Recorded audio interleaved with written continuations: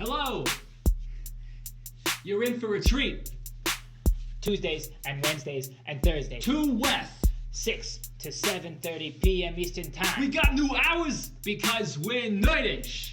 And we're in our 20s despite our looks, so we gotta do things in the evening time over the summer. Correct, but not too late because, as Levi said, we're in our mid-20s. Not our early 20s. And not our late 20s, the mid-20s. So, yes, we're the Goldilocks of 20s.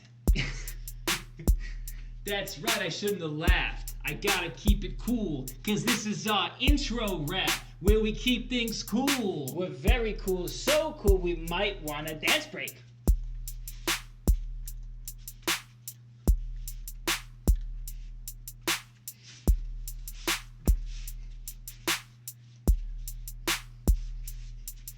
Hey, thanks for watching our dance break. Now, back to the really serious stuff. Like Brady and Levi and Brady too. We're the 3 members of the Nerdish crew.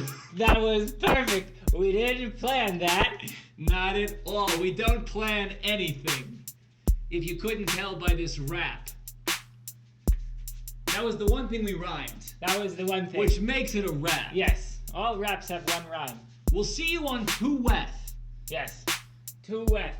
7:30 p.m. Eastern Standard Time. Keep watching, because it'll turn into us, but probably not wearing the wigs. Yes, and we'll be much more responsive to whatever you have to say. You could ask us questions right now. We will not answer them. Also, we take no responsibility for anything we've done in this pre-recorded session. Yes. Any lost items, Nerdish is not responsible. Right, we don't have anything to do with it. We're very different people in the present than we are from when we're recording this video. You might say we are the pupae of Nerdish right now, and in the future we will be the moths. The Because disgusting gray moths. Yes, those gray moths that you hear, they're like the bats of the flying community. The wings are leathery. They're leathery wings. Very leathery. They're basically butterflies, but we hate them. Yes. They're the rodents of butterflies. This is true. Right? Just like the ACT is the rodent of the SAT. I don't agree with that. I don't agree with that at all.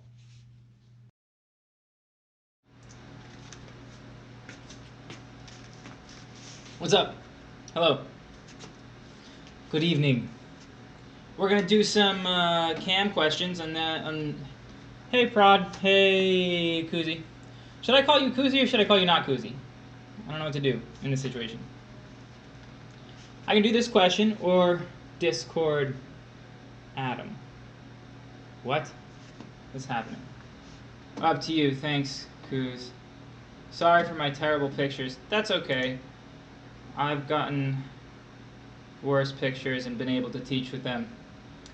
Cam, just so you know, the question you posted about the Nerdish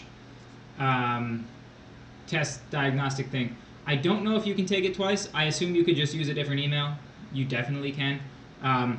The confirmation code is either just leave it blank or it's Twitch. And so try both. I would seriously recommend not only having your answers on that page, like get the, do them yourself and then have that, or at least take it, if you've only put them on the page, then take a photo of that or video so that you have those answers, because something might screw up because I haven't messed with this thing in a while. Okay, hello Levi, hi, up to you, thank you, Kooz. Okay, sorry, Prod is Adam, great. Adam/Prod, I might forget that. Enjoy your meal in real life. Got it. Haven't been here in a while. Hi, Sapien I. But your reviews really helped refresh me and helped me get a 32. Just got an acceptance letter to my dream school today. That's really dope. Holy crap. That's awesome. That's very cool. Good, you wrote them down. That's very good. Are there any websites that would let me take online tests like that? Yeah, Khan Academy will let you do that. College Board, they have those tests. The diagnostic, I don't know of any other websites that will give you a free diagnostic. That's why we did it. And then we stopped because we don't know what we're doing. With regards to the technological side, and we don't have the time, money to work on that now because it doesn't make us any money. So we're doing this instead, which also doesn't make us any money, but this is more fun. Hi, Hono. What's up? Sapien I, that's really, really, really awesome. Good for you. Congratulations. A 32 is fantastic, and your dream school that's great. Good for you. Are you going to school this fall, or that would be next year? Okay, I'm going to do some Cam questions. Cam is the only one who has put questions here, which is fine. Hey, Cam, question for you. Do you know how to take a screenshot using the keyboard commands on your computer? Because there's a way to do that so you don't have to take pictures with your phone, which is what I assume you're doing. If you're on a Mac, it's Command Shift 4.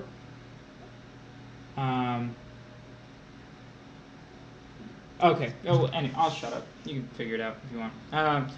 All right. So I'm going to do this one first because it's a little bit more straightforward than the others, and I might just rewrite it myself.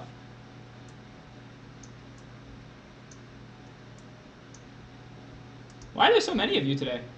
Hello. Do I mean it's PR. Okay, gotcha. I believe you. Okay, so x is greater than 3. That is probably important. It's not the most important part of this question. When they give you things like this, x is greater than 3, or your y has to be greater than 0, or something like that, it's generally for one of a couple different reasons. In this case, you are not allowed to divide. You're never allowed to divide by 0, right? That gives you an undefined number. So, or just doesn't give you a number. The situation is undefined. That's what we have here. You are not allowed to divide by 0. So they're basically just saying, as long as we make x positive, you're never dividing by 0. As long as we make x greater than 3. I think that's why they did it. I actually don't know in this case. Doesn't really matter. So you have this big term here. There are a bunch of different ways to do this. I think... Dang it. Stupid. Just keep putting your questions in Discord. X plus 2 plus 1 over x plus 3. Okay, the math section. It's very helpful to look at where you're going because it might tell you what you should be doing. So, in this given thing here, you have two fractions added together as the denominator of a giant fraction. And the answer choices all have just... Did I cut off D? I did. I don't care. D is also down there. It's something else. We'll figure it out later. All of the answer choices are either just normal polynomial here, or you have fractions. So we need to combine our fractions here so that we get a single fraction. So there aren't too many fraction things to know. You need to know how to multiply them. You need to know how to divide them, which is multiplying by the reciprocal. You need to know how to add them. In this case, we're adding these two fractions on the bottom. Let's do that first and see where it gets us. To add these two fractions, you have to have a common denominator. Common denominators, when you have variables like this, are a little bit trickier. What we need to do is we can't multiply by 4, or we can't multiply by just a constant. It won't work. We're going to have to multiply this guy by x plus 3 over x plus 3, and this guy by x plus 2 over x plus 2. We do that because you're allowed to multiply by 1 wherever and whenever you want. This is 1 because it's something divided by itself, as is that. Now, let's just find out what this guy is. Well, x plus 3 times 1 is just x plus 3. So I'm going to rewrite this whole thing. So it's 1 over all this. We have x plus 3 on top. And then on the bottom, I'm not going to actually, I might as well. We're going to FOIL these two. So we get x squared plus 5x plus 6. This one, we're going to get the same exact denominator, so because that's the whole point. We get x squared plus 5x plus 6. Notice, x squared plus 5x plus 6, that looks to be sort of part of these answers here. Just saying. And on the top, we get 1 times this, so we just have x plus 2. Now, let's add these two fractions together now. We have 1 over. Then we have x plus 3 plus x plus 2, which is 2x plus 5. Over x squared plus 5x plus 6. Now this is our next fraction thing that we need to know. We're doing 1 divided by this fraction. When you divide by a fraction, you multiply by the reciprocal, or keep, change, flip. I'm not sure how you learn that stuff. So keep, change the sign to multiplication. We flip this guy, so we end up having 1 times 2, nope. 1 times x squared plus 5x plus 6 over 2x plus 5. This will be the final answer. You don't care about the 1 at all, so the answer would be B. The answer is B for this one. So, do you have any questions? I don't care about, I mean, ideally you can do, or hopefully you can do this problem now, but that doesn't matter because you're not going to see this problem again, unless you're a tutor, and then you see it all the time. I've seen this problem many times because it's on test 1. This type of problem, you are given an expression in terms of x. It doesn't matter the variable. And then you're given other expressions. You want to see if they're equivalent. Do this stuff. It's throwing fractions at it, right? You're not going to do trig here. It doesn't make any sense. Do fraction stuff because that's what you see. Also, you have variables in both the question and the answer. You don't actually have to solve for x. So maybe make up your own values. It might take a long time. In this case, it would. But you could say, well, let's say that x is... you'll still have to find common denominators, but you could plug in x equals 4 and then solve the given one and then the other ones. Yeah, and it would work eventually, but it would take a really long time because you have pretty complicated, especially the first one is a very complicated thing. You still have to do common denominators. It still takes a long time. It's important to be able to find common denominators when you have variables in there. Is that what tripped you up on this one?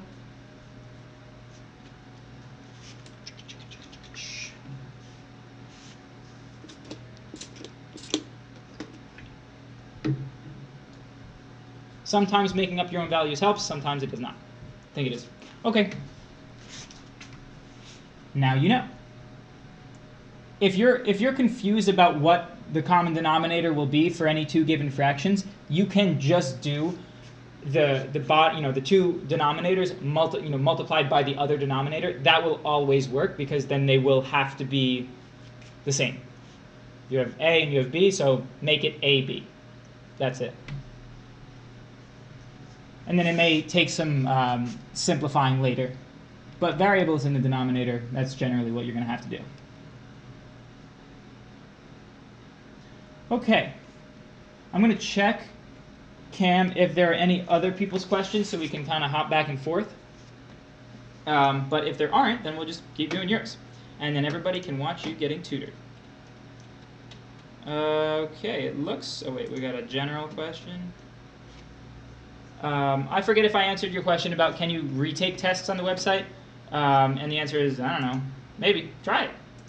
It's still the same test though, so you're not going to get more out of it. I wouldn't recommend taking the same test twice. Might just be a waste of time. Okay, yeah, let's do this one. This one's kind of fun. Oh, great. Constant. Let me just resize this slightly.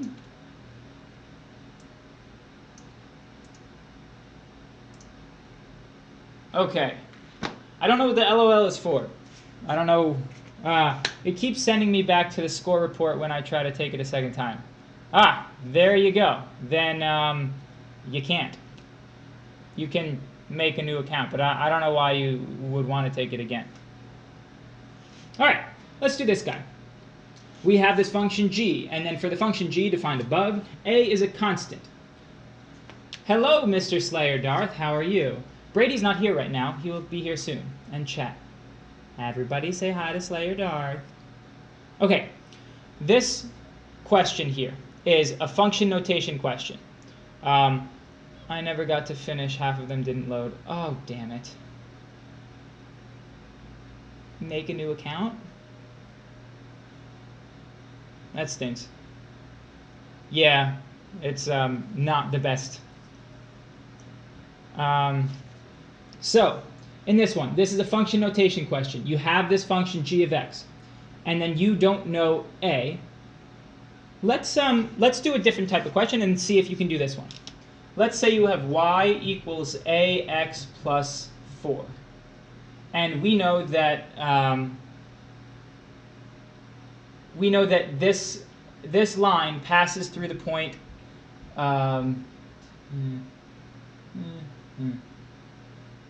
2, 10. Okay?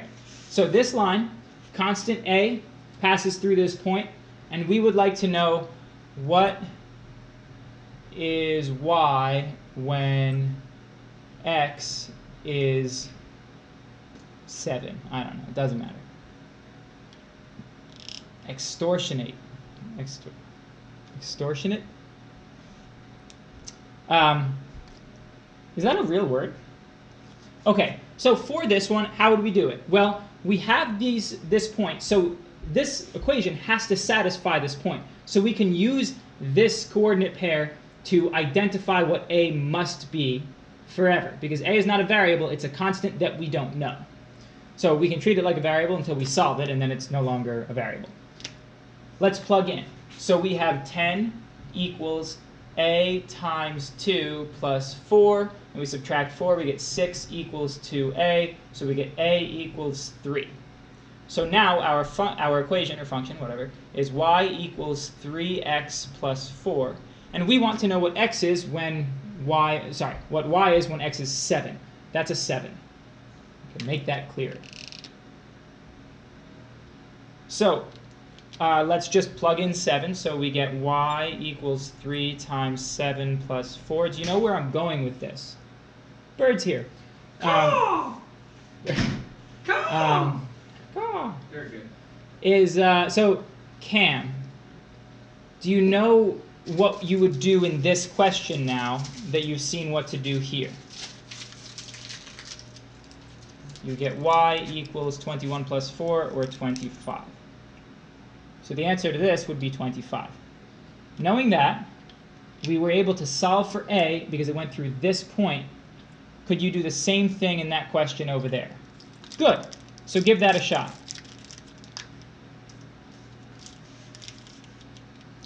I'll leave it up for now. How was class? Good. Yeah? Yes. I bet it was. We sang happy birthday to a kid, Yeah. and I got really close to him, and I just sang it with like no expression. That's so unsettling. It's very unsettling. He was extremely unsettled. You got a haircut. Uh-huh. Looking good, man. That's a sick cut. Yeah, that was good. Where'd you get it? The one that I normally go to, Where is that? only a couple blocks away. Oh, what's the name of it? No. It's okay. What are the cross streets? Times Square. That's where I got it. That's right. Okay. If you still want help with that, just let me know and then I'll do it fully. But hopefully you can do that now yourself. Give me a problem. All right.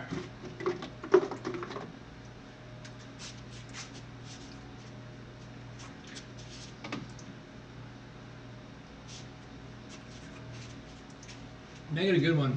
Yeah, this is the best one I could find here. Oh man, fantastic. I was trying to say oh man and fantastic, but it came out as oh mantastic or something like that. Oh, Mantastic. That's Oh. actually a superhero. Is it? Is he an old man-tastic? Yep. Like, oh, get off of old man-tastic's lawn. If 16 plus 4x is 10 more than 14, what is the value of 8x? Well, this first sentence is basically an equation, but it's just written out in words. So it would be a lot easier to understand if we wrote out the equation. So 16 plus 4x is already in its nice form, is 10 more than 14. When you see the word is, that means right equals. That's what is means. It means equals. 10 more than 14. Well, what is 10 more than 14? It's 24. 10 more than something means you take something and you add 10 to it. So you got 14. What's 10 more than that? You add 14. Sorry, 10. So we get 16 plus 4x is equal to 24, and now it is just a matter of solving for x. Minus 16, we're going to get 8, and then x is going to be equal to 2. And once we have that, I found what x was first, and I multiplied the value I got by 8. That's exactly right. What is the value of 8x? We're going to have 8 times what we just got for x, and get 16 from that. That is exactly right. Let's give you another problem, huh? What's up? Let's give you another Yeah, problem. honestly, Huh? I'm a little underwhelmed by that. Yeah, there are so many more. Not to toot my own horn. You did it right. Very good. Very good, cabin boy. Is cabin boy in his cabin? Perhaps, my lord. It's where a cabin boy should be, in his cabin. Ah, direct variation. Oh, okay. Did people request these? Yeah, very good. If y is equal to kx, where k is a constant, and y is 24 when x is 6, what is y when x is 5? Fantastic. All right, I'm guessing you had a question like this 2 questions ago with a being a constant. So that's some number, we don't know what it is, but it doesn't represent a variable. It represents a number, we just don't happen to know what it is. A variable, remember, is something that we can change around. Unless you can solve for it, which is kind of, sounds like what I'm saying a constant is. Forget that. Okay, we can put 24 in for y when x equals 6 into that equation. Let's just see what that does for us. So we start out with y is equal to kx. And based off of what they're telling us, if they're telling us the truth, which is you always have to figure that out first. Like, do you trust the people writing this? And the answer to that is you probably should if you want to go to college and live a normal life. 24, not that going to college gives you a normal life, but just like trusting people that make tests, probably a good call if you want to not end up in a bunker getting ready for the apocalypse. K times x, which is 6.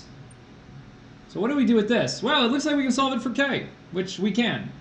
K, if you divide both sides by 6, is going to give you 4. Okay? So now that I know that k is 4, I'm going to rewrite this. Y is equal to 4x. K is 4. So all they're asking is what is the value of y when x equals 5? That means put in 5 for x and see what happens with y. Y is equal to 4 times 5.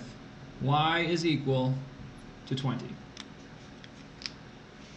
That is all that you have to do. You could do less, you could do more, as long as what you're doing is correct. Multiple points of entry to every problem. Levi, can we turn that fan off? Yeah. Very good. All right, so that's that question. Any questions on that question? Let me know your questions. Otherwise, I will continue.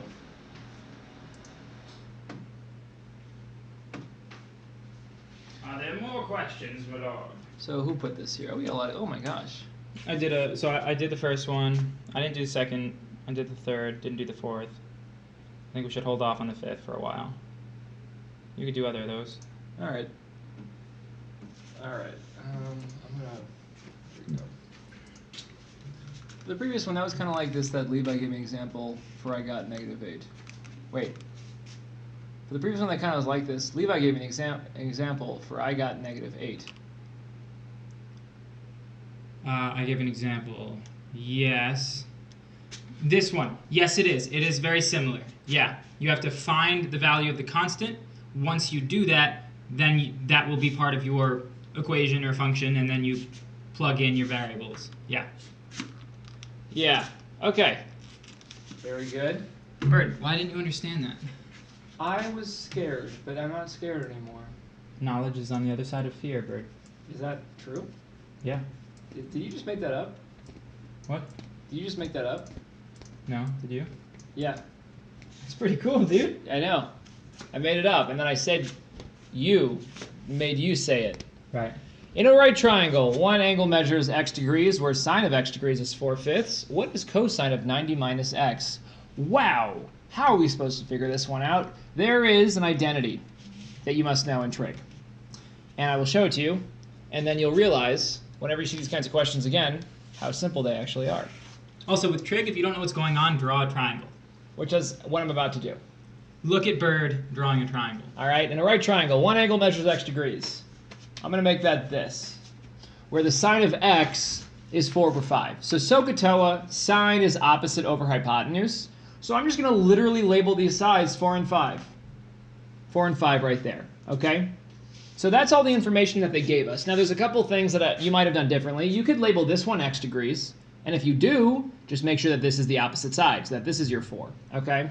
Also, you could have slightly different side lengths. You could make this 8 and this one 10 if you wanted. There's an infinite set of multiples that the ratio would still be 4/5. This is just the simplest one that I could think of because they said it's 4/5. So great. All right, what is the cosine of 90 minus x? Interesting. 90 minus x. So you're supposed to take the cosine of 90 and then subtract the cosine of negative x, or, well, you know, what are you doing there? Well, it's a little bit different than that. And here is why. Let's say I gave you that this was 27 degrees. The way to figure out this third one, you probably know all angles add up to 180 in a triangle, okay? So you have 90 already, you got 27, you're gonna have to find one more angle that overall adds up to 180, okay? Now let me think about it this way. I'm sorry, let's think about it this way. I've already thought about it this way many times. If you just forget about the right angle and just think about these two angles right here, what do these two angles always have to what do these two angles always have to add up to? We know that all the angles have to add up to 180, but those two angles right there always have to add up to what? I will give you 5 seconds to think about this, and I will tell you. Maybe you can write it into the chat, and if so, you get some nerdish dollars. You could 90 again. Exactly. Good job, cabin boy. Good. These two have to add up to 90. All right. If it's a right triangle, we don't really need to look at the 90 here. We know that these two have to add up to 90. So if that's 27, then this one here is going to have to be 63. 63. Okay. So if that is generally the case, consider one more thing. I'm going to call this angle x. I'm going to call this angle y. We know that they have to... Levi, I can't speak. Don't speak then. Don't Just speak. do it with spit. Something, something, something. X plus y is equal to 90, which is what we just talked about. If we solve this for 90, here's what we get. Y is equal to... Did I say solve for 90? Oh my gosh, I'm on a roll. Y is equal to 90 minus x. This angle here that we labeled y, we can actually be more specific. We can call this angle 90 minus x. These two are complementary angles because they have to add up to 90. So if this right here is x, this angle up here would have to be 90 minus x. 90 minus x up there. They're asking what is the cosine of that angle right there. Cosine is adjacent over hypotenuse. Adjacent to that angle is 4, hypotenuse is 5, so it is 4/5 again. The sine of an angle is equal to the cosine of the complement of that angle. Let me write that down. There's two ways to look at this complementary identity. Sine of x will be equal to cosine of 90 minus x, and conversely, cosine of x will be equal to the sine of 90 minus x. Remember, 90 minus x is just the complement of the first angle. So you can think of it as, oh, that's the other angle of the right triangle. And so if we're looking at what's opposite from one angle, that side length will actually be adjacent to the other angle. So both of these are going to be 4/5. Both are going to be 4/5. Pretty wild. This right here is what you want to try to remember, if you can. If you can't, try harder, and then you'll be able to. Cabin boy. Okay, sounds good. Very good. Levi, you want to do the next one? Yeah, baby. Wow. You? Well, I want you to do it because you got that enthusiasm. Oh. You got enthusiasm in droves. My family taught me such enthusiasm. Ah! Your I stood up too family. fast. You shouldn't have done that. Your family also. Wait, did you do taught both of these? No. Did you? No. We're really going all in on that joke. Okay, so we got this one. Cam, was this one that you just had no idea how to do, or you're just checking that you did it right? Yeah, Cam. Which one of those options was it? Just come out of the cabin with your hands up. Leave the hostages there.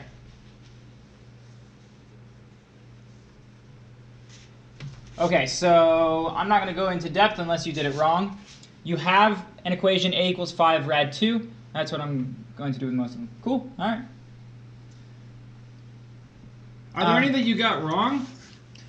We should probably prioritize those. Cam, do you know the uses of commas and semicolons? Yeah, Cam. Okay, so you have a equals 5 rad 2. You have 2a equals 2 rad 2x. We don't get no violence. You're not really sure. Uncle Bill, what's up? Uncle Bill? Uncle Bill, how's the pigskin going? how's antihistamine? You throwing the spirals? You teaching your stepsons how to throw the spirals? You gotta follow through. So in this one, you're just going to be plugging in that a value, the 5 rad 2, into this a1 here, and then you solve for x. I should do that real quick because there are a couple things beyond that.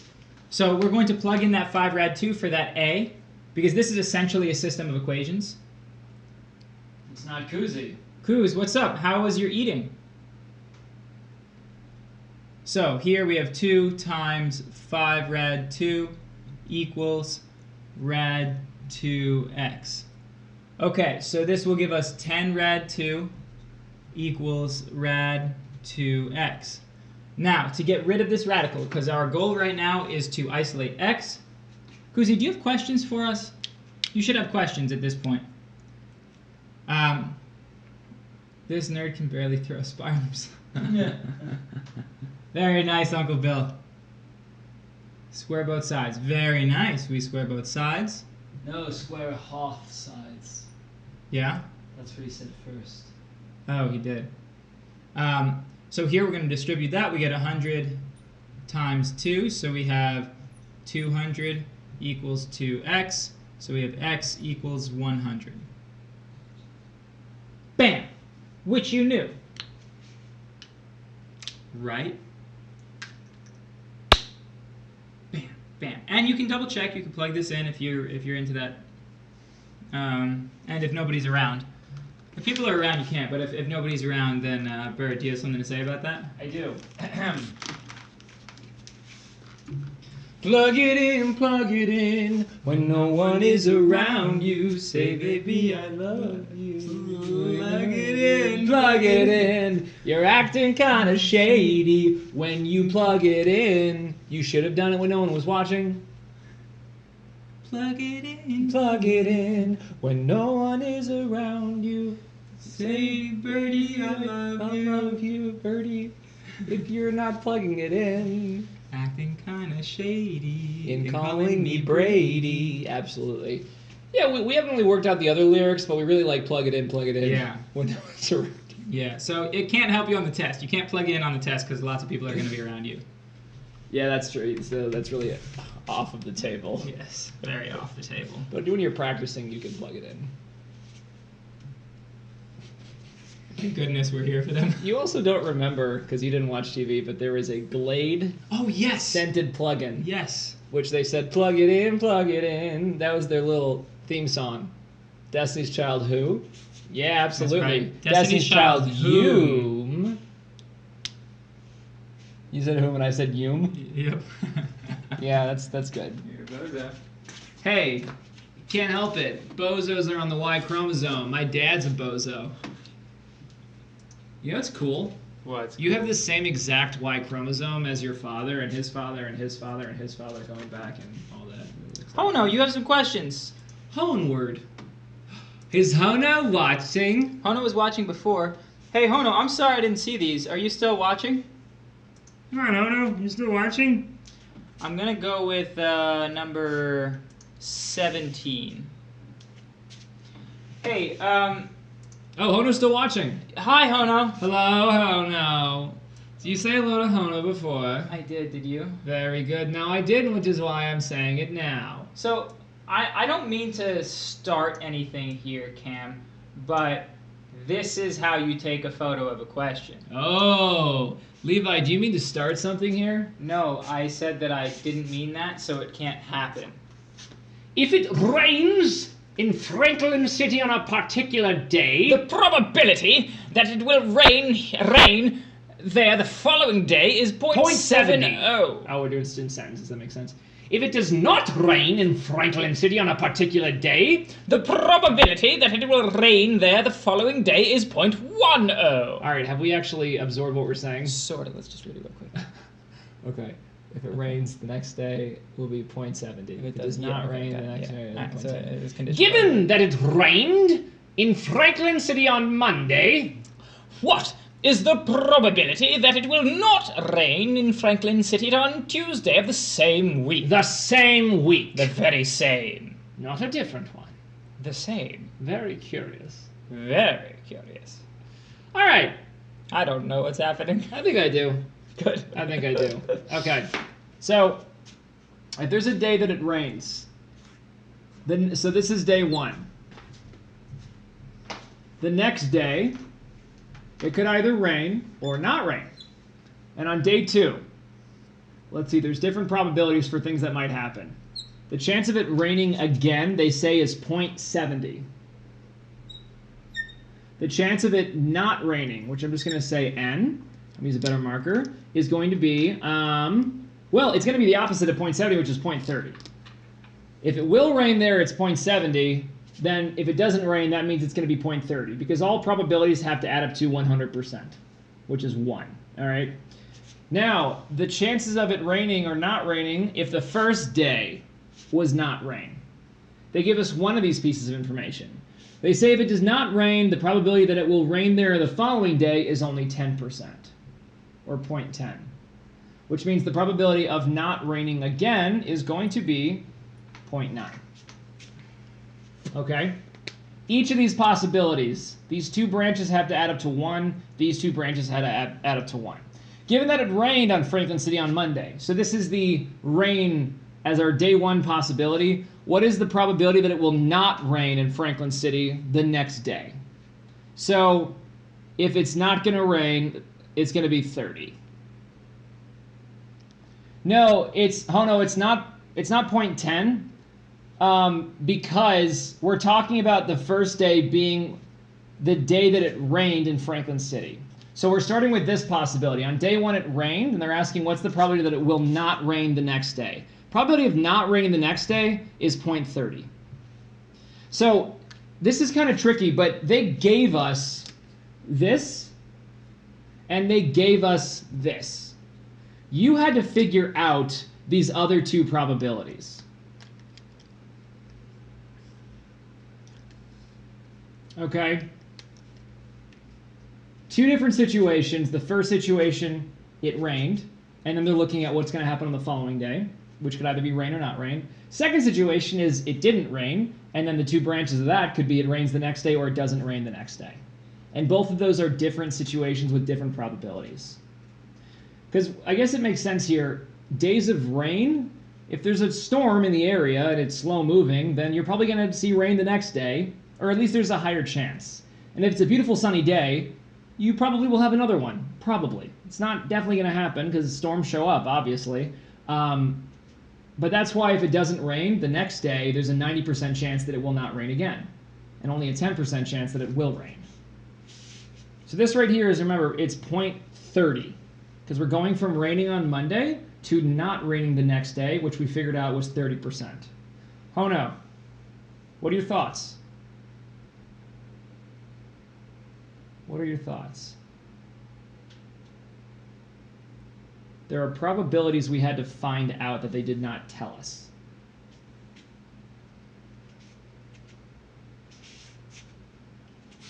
I don't understand probability. Okay. All right, let's break it down sentence by sentence. Very first sentence.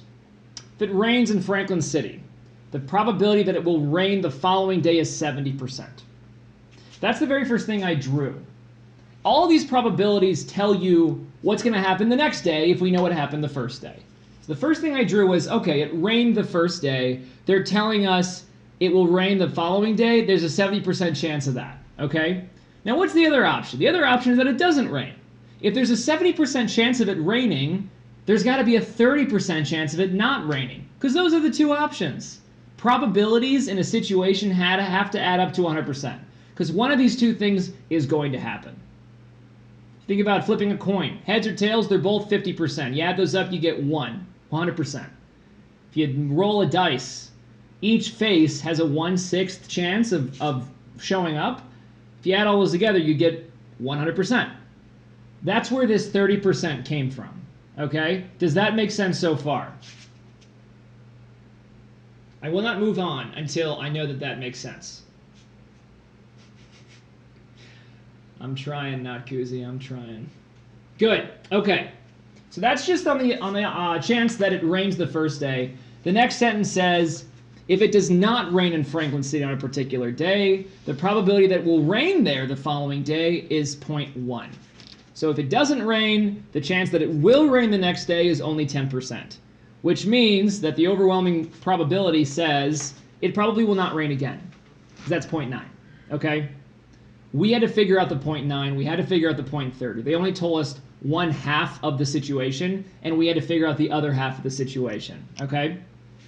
I don't think I'd be able to do this problem if I didn't draw something like this out for myself. So if you're thinking you're just going to read this and it's just going to click, I would say for 99.4% of people, that's just not going to happen. You've got to see this visualized somehow. Why not 99.3, my lord? Very good, very good. Okay. So once I have it written out in front of me, then I can start actually figuring out what they're asking me. All right. Hono. It's my turn. Unless Hono's, yeah. Well, that was before. Oh, what is the preaching about? Why'd Kuz say that? Don't change it yet. Okay. Don't change it yet. So Hono, the situation they're giving us is it did rain on Monday. So day 1, it did rain, which means we're up here. We're doing these branches. Forget about those branches. It did rain the first day. What's the probability that it will not rain on Tuesday, which is the second day? And we said that's going to be 30%. And then what do you think happened on the 7th day? The He Lord. rested. Oh, Oh. I was going to talk about, The Lord. The Lord took his rest. yes, He watched Netflix yes. in bed all day. It looks like we are going to move on, Hono. I hope that makes sense. Oh, look at this crisp photo. I don't see what they're talking about. Levi, What? they can't see anything yet. Oh. There, that's better. But look how crisp it is. It makes sense, but I can never read it through the first time and understand. That's fine. A lot of people can. You have to read it sentence by sentence. Make sure that with every sentence, you're somehow putting down a picture or shorthand or just building an understanding one at a time. So don't worry about reading the entire paragraph and knowing the way forward. Just handle one sentence at a time. I think... Okay, yeah, I'm going to redraw this. Why? It must be done, Bird. It must be done. Some things must be done. Other things must be not done or mustn't be Mustn't be didn't done. didn't done. I will didn't done something. Deedle diddle dum. Yes. If I were a rich man. Deedle diddle deedle diddle deedle diddle deedle Jewish. All right, we got a little alpha thing there. We got a little alpha thing here that shows that those two angles are congruent. We also have a right angle here, and this is L, and this is S. Yeah. S. Very nice. The question is, in the figure to the left, this figure. Not Kuji. Yes, that's right. That's Keep right, going. Kuz. In the figure to the left, two right triangles have a shared side. Here, let me. Yeah, I got it. Stay up there. Can Stay you up make there. it You drew the picture. I know what I'm doing. Oh, Bird, we make such a good team. I know what I. Especially when we scream at each other. Yeah. Can you bring the answers in too? Or that's very nice. Whoa. Just figure it out yourself. Okay, thanks, Bird. You don't need the answers. In the figure to the left, two right triangles share a side and the angle theta, alpha. Theta and alpha are actually synonyms in Latin. Alta ipsum. Where's Matthew when you need a market? Matthew ring. Okay, the measure of alpha is unknown. Which of the following is equivalent to the ratio of L to S? So that's what we're looking for. We are ultimately looking for L to S. So how can we relate those two sides to each other? Well, my first thought was, well, we have two what looks like alternate interior angles, but that actually doesn't help us because they're not created by two... Oh, they are created by two parallel lines. So what this means is that actually this line is parallel to this one, but that doesn't actually help us figure out length of things. But we do have these two right triangles, and they share those angles. So the important thing to realize is that this angle, well, you actually don't technically need to realize this, but these two angles, let's call them both theta, are also congruent. Spontaneously combusts. Great. Don't... Cabin boy, the cabin is made out of wood. If you combust, the whole thing goes up in flames. Your whole family. Everyone. The dog. The cat. Not the dog. Bird says not the dog. What does congruent mean? Congruent means their measures are equal in whatever measurements they have. I took geometry like 4 years ago. Me too. Bird, we were freshmen in high school, right? Did you take a freshman year? Yeah. Okay. My freshman year? Will you just finish the problem? Yes, Bird. Fine. Okay. I got 3, my lord. I got 3. That's very annoying when you do it. No, it's not. Okay. We have two triangles here. They are not congruent triangles necessarily. We don't know that. We know that they're not, actually. They are similar triangles because they share, you don't even need the thetas. By angle-angle theorem, angle-angle congruence theorem, or whatever, you know if you have two congruent angles in two triangles, then the triangles are similar. Now that we know they're similar, how can we relate their side lengths? I don't think I can actually figure this out without the answer choices, Bird. I think so. Well, wait, you'd have to be able to. How would you prove an answer right if you just... Well, I just want to look at the answers real quick. So we need to find L versus S. Okay, so it's sine squared and cosine squared stuff, it looks like. Yeah? Oh. So we don't need that anymore. Normally the green one is correct, so that's how I would do this one. It would be D. Leave this. Stretch it. Make it just vertically stretch it. Make it all warped and stuff. Oh. Sad. Well, no, let there we go. Well, Obviously doesn't work. You just have to undo the... Oh wait, we don't actually need the explanations. We can just do that. Oh. Look at that. L to S, huh? Okay, so we have sine of angle A. They share the same hypotenuse. They do share... No, they don't. This guy's hypotenuse is that guy's leg, which is why it's a little messy. Oh my gosh. What? This is crazy. Yes. Okay. So let's think about all of these answer choices are doing sine and cosine of this angle alpha, right? If S is the one between the right angle and alpha, and these are congruent triangles, then this has They're to not be the congruent one. triangles. They're not. No, they're just similar. They're similar and they're not congruent. They can't be congruent. Someone actually. asked me Okay. if they were congruent. Oh right. I heard you talking about it, that. so I just assumed that they were Okay, congruent. so let's do sine of alpha. Let's do that. So sine of alpha is going of this alpha would be opposite over hypotenuse. We don't know either of those, so it's not super helpful. But sine is opposite, right? No, but you just said hypotenuse. And you said you don't know that, but you do. What? No. Okay. So let's do this.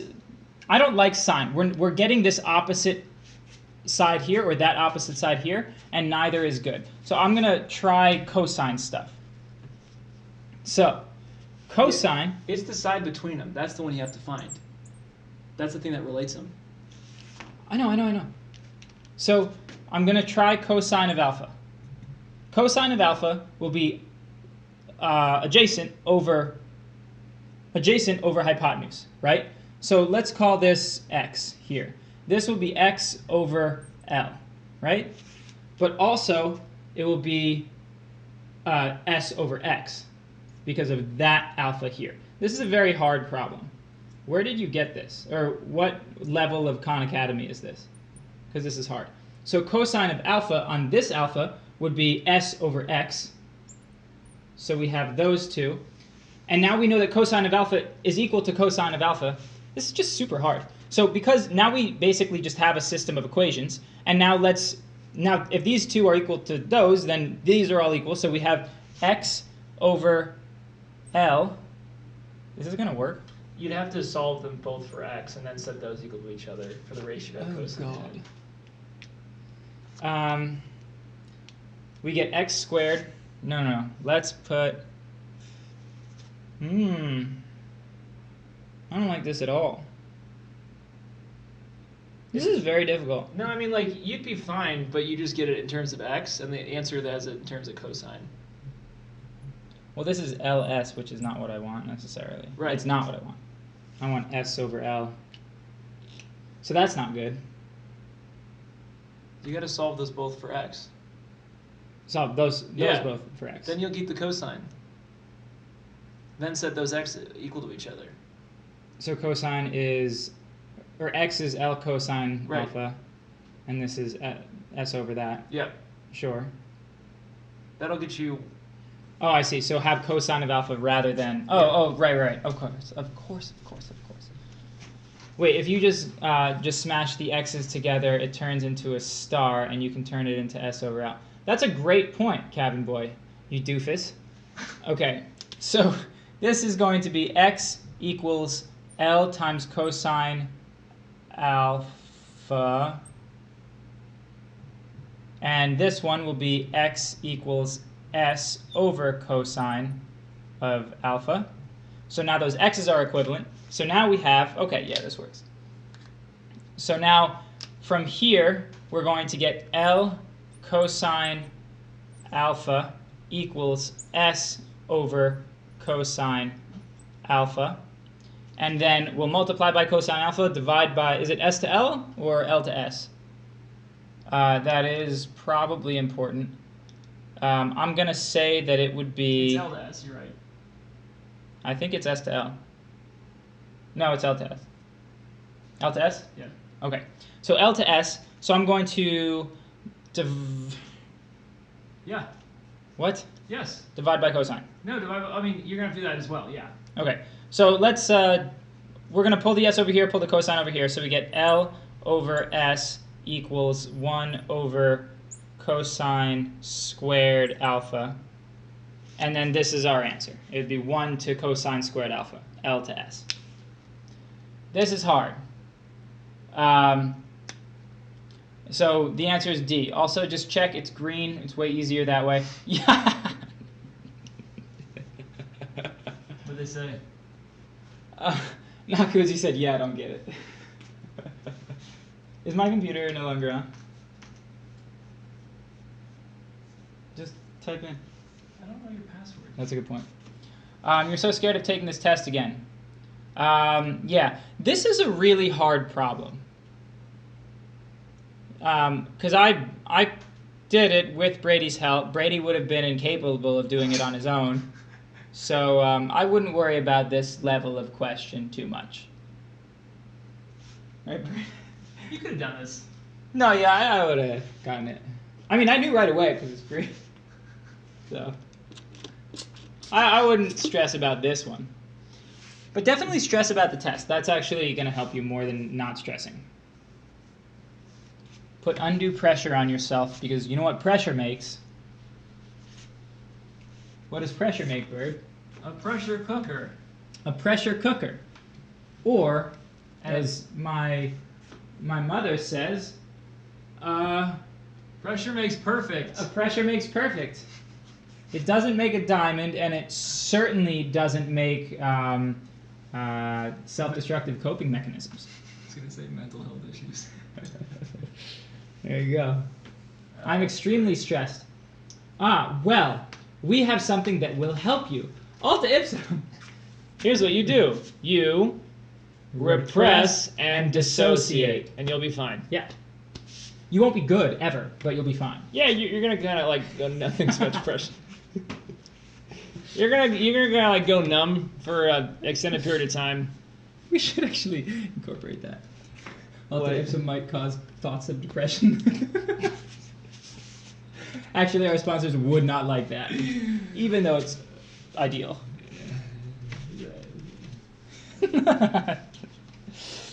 I Okay. want to do one. Yeah? Yeah. Okay, Clues Word has another one, and then, well, we need to do a Hono question. Oh, no. Second question. This one? The second Hono question, yes. Why didn't you say the second? I didn't. Number 23. That's why. Huh? You didn't. No, 22. Really? Yes. 22. Oh, did I say 23? No, I just heard 23. 22. Oh. Wait, so I didn't say anything wrong? You did. I did, right? Yeah. Yeah. I think I knew what I meant. I just,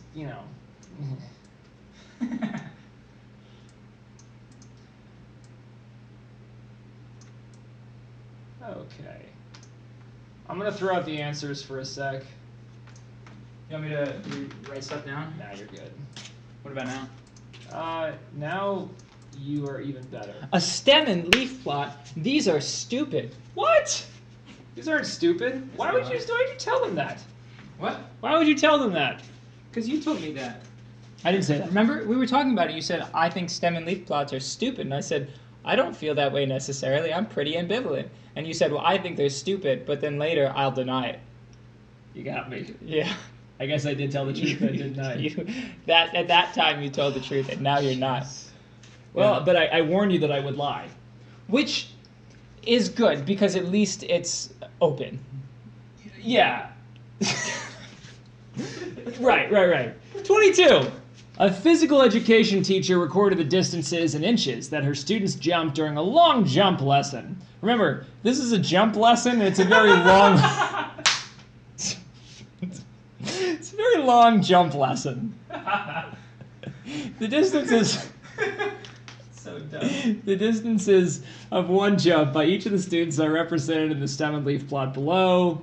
What is the probability that a student chosen at random from the class will have jumped at least 60 inches? The reason why you didn't get this right is because you're not fully aware of how a stem and leaf plot works. It doesn't really make that much sense to you. Let's look at the key. We have this line in the middle of all these numbers. If you have a 5 to the left of it and a 2 to the right of it, that gives you 52 inches. Very interesting. So, the 3 at the top of the stem represents the tens digit. And then the 7 and the 8 represent the ones digit of two different data points. So the way that I would read this is I'd say, oh, we have a 37 and we have a 38. Next line, we have a 43, a 45, a 46, a 47. Next line, 52, 54, 55. You get the picture. The tens digits and then the ones digits. All right, so we had, did she tell us how many students we have here? Oh, exactly, not Kuzi. Yes, exactly. You gotta figure out how many students there are. All you have to do is count. So the stem was X, and the leaf was Y.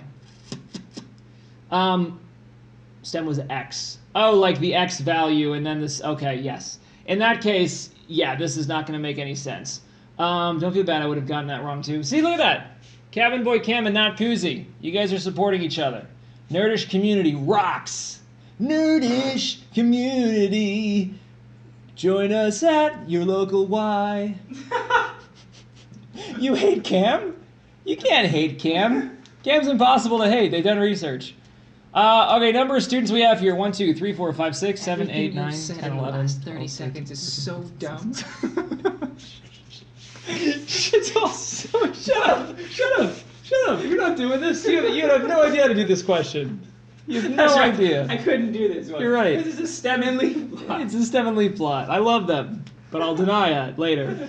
How many did we say there were? We had 10, 11, 12, 13, 14, 15, 16, 17, 18, 19. 19 kids were in this long jump class. Afterward, there was a long walking class. At least 60 inches. At least 60. So that means 60 and above. So if you see how many kids are 60 and above, We have 5 plus who's calling me. You're calling me. Great. That's just added uselessness to my life. 1, 2, 3, 4, 5, 6, 7, 8. There's 8 kids that got at least 60. I'm looking in the 6 row and then the 7 row, and there's 8 units digits, which means there's 8 students. 8 out of 19. That is the probability. Message for yourself. Hello? Hello? You're leaving a message for yourself. Oh, hey Brady. This is Brady from a couple of minutes ago, and I just want to say, you don't have to feel bad about what happened today. Okay? It's not. That's enough. Okay. Anyway, 7 leaf plots. They're what's for breakfast.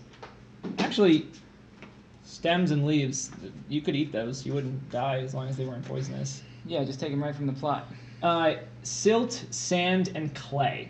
Those are the components of dirt. They make up plots. They make up dirt. You asked about that, I think, yesterday. Yeah, and you answered with If you have those the right... things. No, I didn't. I said loam. Loam is when you have a nice ratio between the 3 of them. Oh, so it's particularly fertile. Yes. Dirt. Particularly fertile dirt. Yeah, PFD. PFD. Yeah, that's the word that farmers use. Yeah, got some PFD because they're all rural Australians.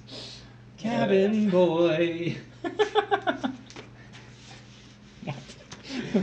Okay, let's get him. Wait, let me do this. I have to do something special. It's gonna The be so nerdish special. nerdish community, meet us at the local Y today. That's so stupid. Why is it, dude? It's smart. It's very stupid. No, dude, they come Yes. with Y. Yes, dude, it's very stupid. Well, Ys aren't state of the art, but they're reliable. You think the Ys are stupid? Maybe. Do you? Young Alright, man, there's no need to feel down. I said, young man, Oh boy. take yourself off the ground. Young man, there's always any way to have a good time. Bum, bum, bum, bum. Nudist community meets at the YMCA. Nudist community meets at the YMCA. We have Okay. Levi and Brady. Is this visible for you guys? There's 2 questions, and it's good to have both things. If it's not, tell us, and then we'll do something about it. This is pretty well orchestrated, Levi. I gotta hand it to you. It being this marker. Okay. Oh, it's so visible. Imperium. My lord. Imperium! Not worthy! No, that's how we do it. They do it differently. Oh, Yeah. how do they do it? Clasp your hands behind your back Okay. and go. Yep. That's what they do. Anyway, let's. Cabin boy, it looks okay. Well, we've seen your cabin. Your cabin looks okay. Yeah. No heating or ventilation. Pyramids are the authority that only kings had in the olden times. Yes, that's true. Imperium bucks, which you can trade for nerdish bucks. Which you can then trade for small erasers and jacks and little bouncy balls and playing cards. Ditties that will sing. Okay. Da-da-da-da-da. All right. So. That's the song. Where's the whole song? Okay. So you gotta stop it, Bert. Yeah, dude, I got a missed call. Oh yeah. Who's that from? Doofus. Myself? How do I transfer to nerdish bucks? Oh, we got a now following from Imperium. Is that because we just taught you a lot in the last 30 seconds? It probably isn't. Okay, you're going to watch anyway. Okay, you're done with the SAT? You could take the SAT, ACT. Okay, so when a patient receives a penicillin injection, the kidneys begin to removing the penicillin from the body. The table and graph above show the concentration of the penicillin in a patient's bloodstream at 5-minute intervals. Great. For 20 minutes, immediately following one-time penicillin injection. That's what that is. Okay. Now, according to the table, how many more micrograms of penicillin are present in 10... This stinks. I don't like this at all. Wait, oh, you know what I'm going to do? I'm just going to do this. I'm going to make sure this one's visible, and I'll switch back and forth. It's really not going to be too bad. There's nothing you guys can do about it. You're just going to have to like it. Maybe that will be good. Blast. Huh? Pretty exciting. Okay. And then we'll just switch back and forth. That's not bad for now. Okay. BRB, don't. Okay. You got a question on 38 with 38. Oh, not 37. Crap. Dang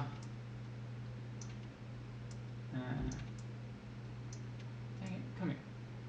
Imperium. Okay, here we go. All right. So the penicillin concentration in micrograms per milliliter. I assume that's, are we doing, I don't think this is units, but, so let's do, so we have micro, I don't even know what that is, micro G per milliliter? Millimeter. Probably milliliter. Okay. Probably. Most likely. Millimeter of your body. Yes. The board is blocked. I don't know what that means. Oh, I know what that means. It doesn't matter. That's just for me. If you guys can't see that, it's probably just because you have bad eyesight. Okay. We have penicillin concentration in the patient's bloodstream T minutes after the penicillin injection is modeled by the function that thing. Okay, so let's just do that function right here. So we have P in terms of time. So the concentration of the penicillin in terms of time is 200 times B raised to the T over 5 power. T over 5. Great. That's awesome. Yes, use your opera glasses, Cam. That's good. That's not as dumb as the last thing you said, when you said make two X's look like a star and then make it look like the answer or something. That was ridiculous. But you're learning, so maybe you'll say cooler things, like uses opera. What does that mean, Bird? What? Uses opera glasses. Wait, what they are? I don't know. Yeah, what are they? Right, there's those weird little. You see the opera because you're up in the. Oh, so it's so you can hear They're it better. binoculars. Okay. Right. Okay. So we have this. Now, if P approximates the values in the table to within 10 micrograms per milliliter, what is the value of B rounded to the nearest tenth? Yeah, Koo, so you can hear better. That makes sense. You probably don't have yours on, so you can't hear me well enough. Okay, to the nearest tenth. So we're going to have to round to the nearest tenth, but we're saying that this approximates any of those values in the table, which means, and then we're looking for the value of B. So this is like what we were talking about before, Cam, actually, where you have a constant in your equation. You have your variables, which are your p-value and your t, or your y and x normally. But we have this b constant, and we have to solve for it using what we have in the table. So let's, where is this? Here we go. Let's do table stuff now. So table stuff. I don't necessarily want to do, I mean, it works for all of them. So I'm just going to pick one that's not too hard. Let's do 10. So we have 10, 118. That's what we'll do. 10, 118. We plug that in, and we will be able to solve for b. So t is 10, 118 is over here. So we have 118 equals 200. And then we have b raised to the 10 over 5 power. So then we would solve this. So we get 118 over 200 equals b squared. So now we just have b equals the square root of 118 over 200. It would be the positive or negative square root for this equation, but because we're talking about, it's not going to be negative. You also can't do negatives. Wait, no, ignore that part. But here you go. So this would be the answer, and then you round to the nearest tenth. I don't know what this is, obviously, because look at it. But you could use any of the table's values. It doesn't matter. It would be easier to use the 0 and the 200. And I can show you how that works real quick. So if you use 0 and 200, you get 200 equals 200. And this actually won't help you. B to the 0 power. Well, the 200s you can cancel or divide, and you get 1 equals b to the 0 power, which is true, but that's obviously not going to help you because b could be anything, because anything to the 0 power is 1. So that first point doesn't help you. So that's B. .768. Yes, I don't know. I believe you. Anything to the 0 power is 1. Yes. Did I say anything to the first power is 0? I don't think I did. Anything to the first power is itself. 0 to the 0 power is 1 as well. They won't test you on that. Okay. Kuzi. Were you the one who wanted this? Kuz, how do you feel about this? You feel good? How you feel? Oh, no, you said it right. I had to try. Oh, got it. I understand. Kuz, how do you feel? What do you think? How do you feel? Do you use your hands, your heart? I'm confused a bit with the question. Okay, so let's go to the question. You are as well. Like what it's asking. Okay, so it's saying so the first part is a lot of info. Break it down. The 10 micrograms per milliliter. Oh, okay.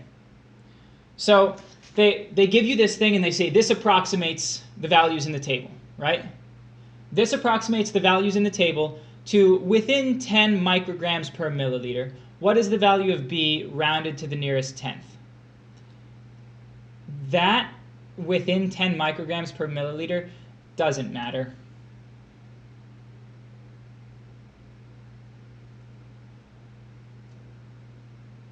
There you go. Bird, you want to correct me if I'm wrong, actually? What? Come over here, I'll explain it to you. Okay, so this question right here. Second one, first one. The second one. So penicillin concentration, and it's basically just represented by this function, and then it says P approximates the values in the table to within 10 micrograms. What's the value of B? So you go to the table, and it just has P and T values, and they were confused about the within 10 micrograms, and then rounding to the nearest tenth, and that has nothing to do with it. Oh yeah, it's useless. It's useless, which is very misleading. I understand why, but yeah.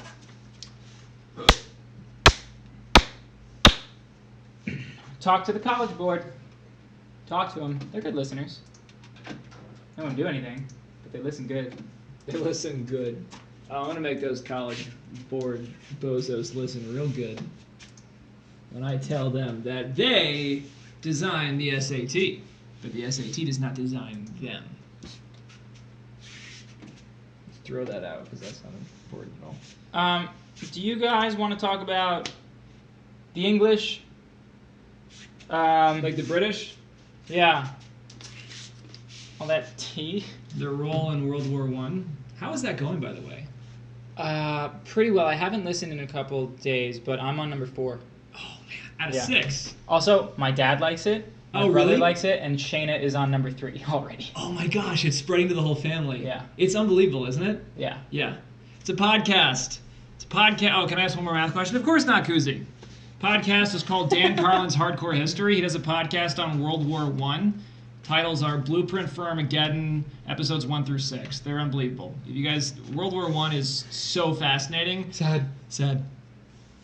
I can't believe they're all listening to it. Yeah. What about your mom?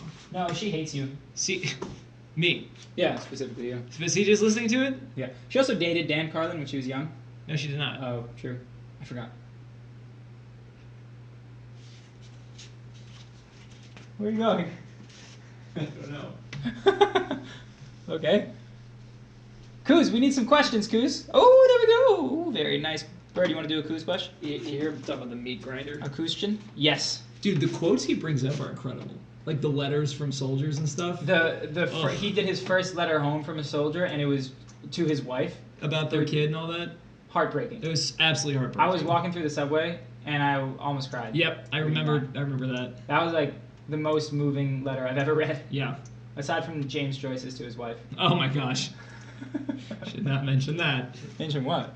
C is equal to 1.0. Okay. An auto repair company finds that the average monthly maintenance cost C in dollars for a particular model of car used for M months is given by the equation above. I doubt that an auto repair company would like derive that equation. Anyway, I'm not saying anything about auto repair companies. They're very good at what they do. They don't use equations. What is the number of additional months of use such that the corresponding additional monthly maintenance cost is equal to the initial monthly maintenance cost of an unused car? Interesting. All right, well, I know one thing we're going to have to calculate is the initial monthly maintenance cost of an unused car. We know we're going to have to use that somehow because they mention it, okay? So to find that monthly maintenance cost, which is C, an unused car, if M is how many months it's been used, M would just be 0. So an unused car, its cost would be 1.5 times 11.4 plus 0. So that doesn't even matter. It just goes to 0. All right?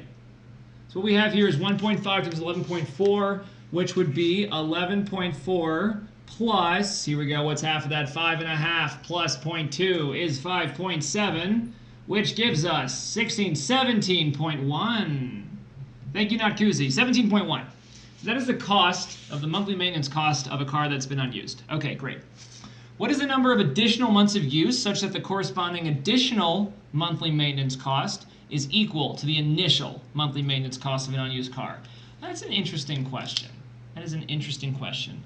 How many additional months of use must you have so that your additional monthly maintenance is equal to that initial monthly maintenance cost of an unused car? All right, so that is an equation in the making when I say it's equal to. So I'm just going to start this equation with the right. They say is equal to the initial monthly maintenance cost, which is what we got. All right, you know that so far. We're solving for M, that's what we're missing. The number of additional months of use such that the corresponding additional monthly maintenance cost. All right, so to find additional monthly maintenance cost, that would be on top of the initial. So if there's some cost and we subtract the initial, then this side is going to give us our additional monthly maintenance cost. So for instance, if your new monthly maintenance cost was 20.1, the additional that you're paying on top of what was originally your cost is 3, because you do this minus 17.1. So we have to take our new cost, subtract it by 17.1 to find that additional monthly maintenance. Okay? So now we're going to put in what we know C to be, which is this thing right here. So this is going to be 1.5 times 11.4 plus M. And that right there is what C represents. And then we have minus 17.1 is equal to 17.1. So we have to solve this thing for M. So I'm going to do a couple things at the same time. Number one, I'm going to distribute this. So we know this is 17.1 plus 1.5M. And then I'm going to add the 17.1 over to the other side. Actually, I don't even need to do that. Because look at this. We have 17.1 minus 17.1 right here. Those are going to cancel out. So if those cancel out, whoop, whoop, that leaves us with 1.5m is equal to 17.1. So we just have to divide this by 1.5. 11.4. We get 11.4, interestingly enough. What this is right here. 11.4 months. Interesting. I have to think about why that makes sense. But that's what the math shows us.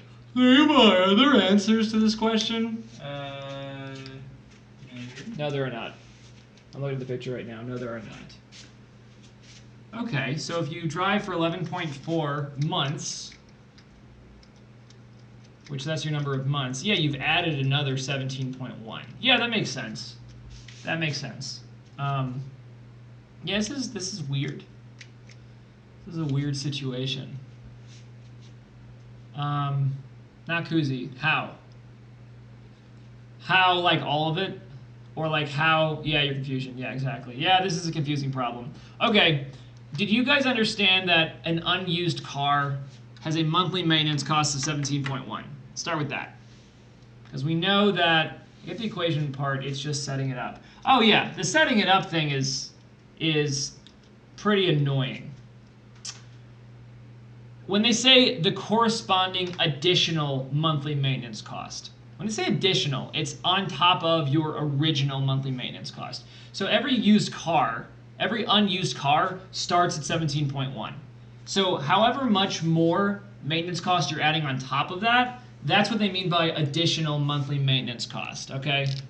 So if you think about like a graph here, at 0 months, you're starting at 17.1. And then your monthly maintenance cost is just going up. But we're starting here at 17.1. So additional monthly maintenance cost for each month, so this would be months, is however much more you're paying. Whatever this distance is right here, that is the additional monthly maintenance cost. Not Kuz, this come from Khan Academy? Yes, it is, yeah. Okay, so in order to find this additional monthly maintenance cost, we have to find what our new cost is, but then subtract the initial monthly maintenance cost. That'll tell us how much we are above that, and that's the additional part they want us to find. And they're saying, what would make that equal to the initial monthly maintenance cost in general? So the additional is equal to the initial. It's just, oh, not Kuzi. Oh, not Kuzi. Thank you for the caps.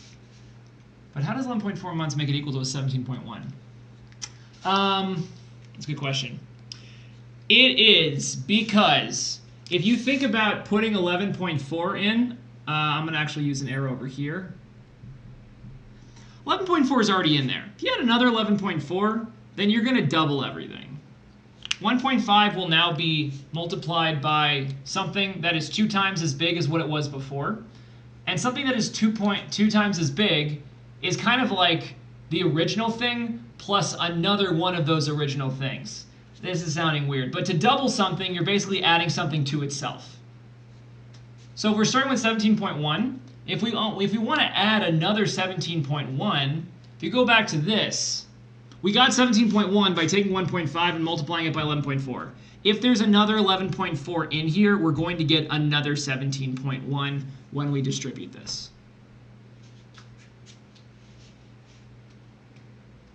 It's pretty wild. Auto repair companies do this kind of thing every day. So if you think this is hard, you know, this is what you have to do if you end up going into that industry. Nakuzi says, wait. I'm waiting. You know, it took me a long time to understand when teachers said, like, I want your undivided attention. I know teachers say that all the time, and that means they want your attention. I never really understood why they said undivided until probably a couple of years ago. Then it finally made sense. Yes? I still don't get it, because it doesn't make any sense. Right. Why are we subtracting 17.1 is equal to 17. Oh, I see. Imperium gets it. Very good, my lord. Why you're subtracting this part right here, or why you're subtracting this part right here? I mean, maybe I should put the equals more in the middle here. Okay. Yes. Why are we doing that? Oh, that sounds fantastic. I'm just gonna take over that pen. Sorry, Levi. Ouch. Getting rid of the initial monthly maintenance cost gives you what your additional monthly maintenance cost would be, thrown on top of what you started at.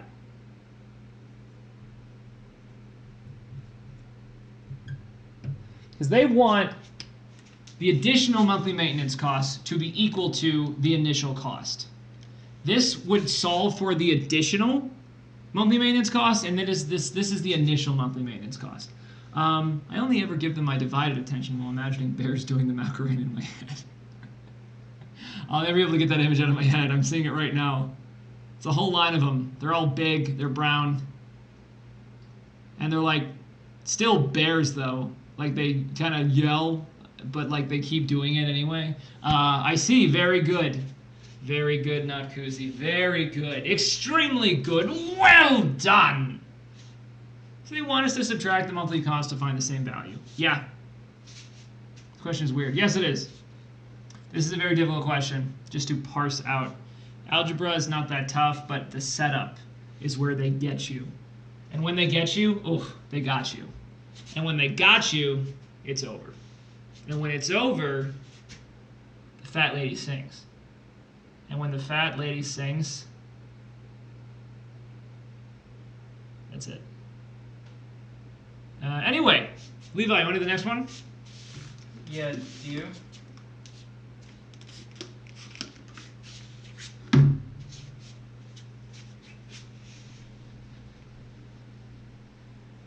Okay. I did not answer that. All right. I think we have a koozie question, right? Never seen Dang it, I anybody- stood up too fast. I know, I keep doing the same thing. Something about where we're streaming. We have a Hono question. Hono, you still here? Hey, Honey. Honey. Honey. Honeward. Oh my gosh. Session 14. I hate that session. Hono's still here. Dude, crop it. What are you doing? No, I want it to be this beautiful. Oh, it's expression 14. Oh, I like that one. I like it a lot. I liked it a lot. I like it a lot. Plug it in, plug it in. This is some high quality photo. Okay, so we're gonna have a 14, and we're gonna do something, some operator, and then we have a -1 over 40. All right, so if you add these, let's think about it as we're starting with 14, then we're gonna do something to it with the -1/40. If we add them, it will get smaller than 14, right? You're adding a negative number. Let's just leave it at that. So it'll be very, very slightly smaller than 14. Because, you know what, let me...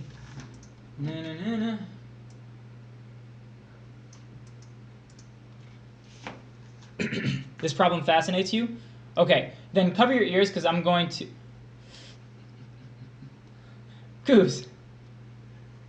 All right, I'm going to explain this right now. All right, so plus, if we add this, okay, so it gets a little bit smaller than 14. I don't care what it is. It's going to be 13 and 39/39ths, 39/40ths. Is fine, whatever. If we subtract it, we're subtracting a negative, so that means we're adding. So it's bigger than 14. So that means that f is wrong, because g is bigger than f. I'm not saying g is the right answer necessarily, but f is wrong. We went down a little bit, whereas g we go up a little bit. Divided by. Your first thought might be, well, I'm dividing by a fraction, so I multiply by the reciprocal, so I get 14 times 40 over 1, which is awesome, but you've forgotten the negative. This question is just asking about what's the largest number. It's not asking about the magnitude, so we do actually care about negatives, which means that if you multiply or divide, you have a positive multiplied or divided by a negative, which means that you should not be multiplying or divided by a negative, because no matter what happens, it's going to be a negative number, which is less than f or g, so h and j are wrong.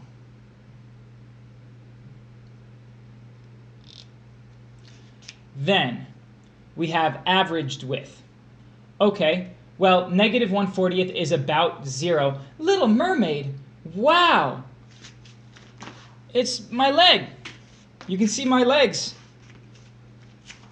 How are your legs doing? You still have them? This is stupid. Hi. Do you have any questions? So stupid. I'm such an idiot. Okay, and then averaged with, -1/40 is basically 0. And then you're doing 14 averaged with roughly 0, so it's roughly 7.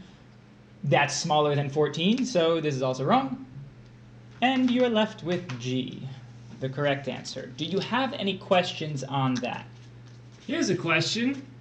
If you're very stressed out about your classes and all the homework and your busy schedule, is there a way to potentially have something to help you out, like a personal assistant, but who's not actually a human, so you don't really have to pay them and put up with their crap? Is there a way that you think you could solve that problem? Yes. It's Alta Ipsum. It's an application. Alta whatsum? Anti-Paralad. Alta ipsum. That's what they meant. Anti-parallad. Robot? It is kind of like a robot. It's like a robot. It's an but- application. but better because robots don't have feelings, and Alta Ipsum does, which is very exciting. So yes. you can outsource all of your stress right into Alta Ipsum. Yeah. Just force feed it like they do with the ducks that make foie gras, where they have the really fat livers or something. I've never seen It's what you're just- talking about. Appalling. Yes. Don't eat foie gras. Goodbye, not koozie. Hope you're koozie tomorrow.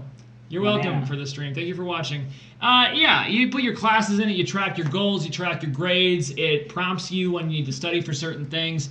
It's very, very efficient, and it helps you not stress out as much as long as you're keeping up with the app, putting And things the into it, Kardashians. doing what it tells you to do until it tells you to steal something. And then it's going to be like, all right, I'll do it this one time, but I won't do it again. And then pretty soon, you're hashtag not sponsored. Oh, hashtag sponsored. Oh. Let us tell you, we're not just sponsored by Alta Ipsum. Levi and I are also sponsored by Tide Bond Original Wood Glue. We didn't use it to build this board. Actually, we did. We did, Eventually. because Levi and I have a Tide Bond. Can you Yeah, get we just rubbery? like Tide Bond. You guys just want like Blue Brand? Not as like if you're thinking like a sponsorship, kind of like Alta Ipsum and us. No. Does Tide Bond pay us for our sponsorship? No. Does Tide Bond know that we're talking about it on stream? No. Yeah, this is like sponsoring a child in. Do I want to go there? Probably not. Probably not. That's yeah, not. Let's not do that. Okay. Yeah. Anyway, that's fun. So we're gonna call it a night. We're gonna call it a night now because that's always fun. Like still- circumference? Shing! Kill the king! I don't think Cam has seen circumference. No, he is not. Okay. All right. So tonight is Wednesday. Tomorrow is going to be Thursday. The whole day. That gives you an entire Thursday to plan. No problem. Don't be stressed. Just stop. Push it down. Repress it. Dissociate from yourself. You can't be happy anymore, but at least you won't be stressed. Bingo. You might visit tomorrow. Cancel your plans. It's easy. Then you can watch us. Anyway, we are nerdish.